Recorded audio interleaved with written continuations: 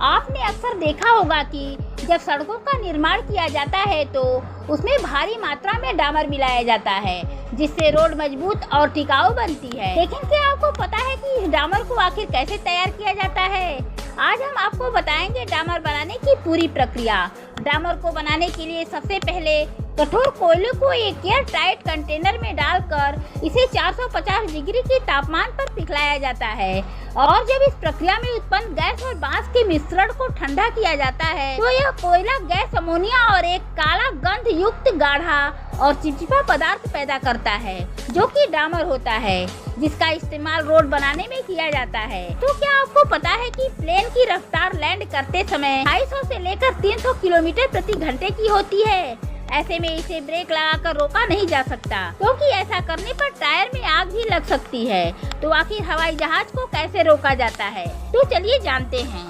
आपको बता दें कि प्लेन रोकने के लिए कई तरह के एयर ब्रेक्स होते हैं। साथ ही प्लेन को उसके विंग और थ्रस्ट की मदद से रोका जाता है, क्योंकि इसके विंग में अलग अलग स्तर के फ्लैप और स्पॉइलर होते हैं, जो हवाई जहाज को उड़ने और ऊपर नीचे जाने में मदद करते हैं और इसी विंग की मदद से स्पीड करने और इसे रोकने में मदद करती है। जहाज के पायलट किन किन आपातकालीन स्थितियों में प्लेन की ज्यादातर इमरजेंसी लैंडिंग करवाते हैं, चलिए जानते हैं। ज्यादातर आपातकालीन स्थितियों में विमान की इमरजेंसी लैंडिंग करवाई जाती है, जिसमें पहली लैंडिंग को फोर्स लैंडिंग कहते हैं। आमतौर पर यह इंजन के फेल हो जाने पर किया जाता है। वही दूसरी प्रिकॉशन लैंडिंग यानी एहतियाती लैंडिंग कहा जाता है।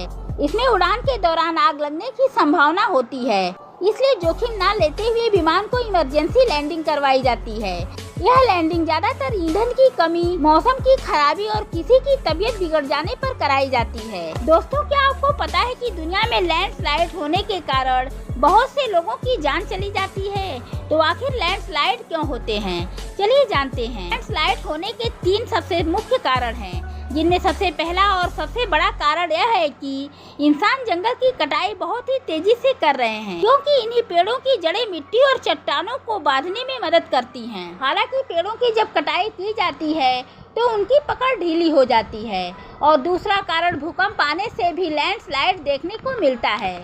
और तीसरा कारण ये है कि जब किसी इलाके में बहुत ही ज्यादा बारिश होती है तो वहाँ की मिट्टी खिसकने से भी लैंडस्लाइड देखने को मिलता है।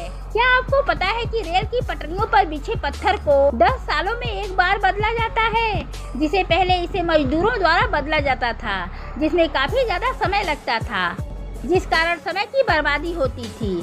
पर इसी समय को बचाने के लिए फिर डीसीएम यानी मशीन का आविष्कार हुआ, जो कुछ ही घंटों में कई किलोमीटर दूर तक के पत्थर को बदल देती है। दरअसल यह मशीन एयर प्रेशर की मदद से इन पत्थरों को अपने अंदर खींच लेता है, फिर इन पत्थरों को फिल्टर करके छोटे छोटे पत्थरों को साइड में डाल देता है और बाकी के बड़े बड़े पत्थरों को स्लीपर के ऊपर डाल देता है।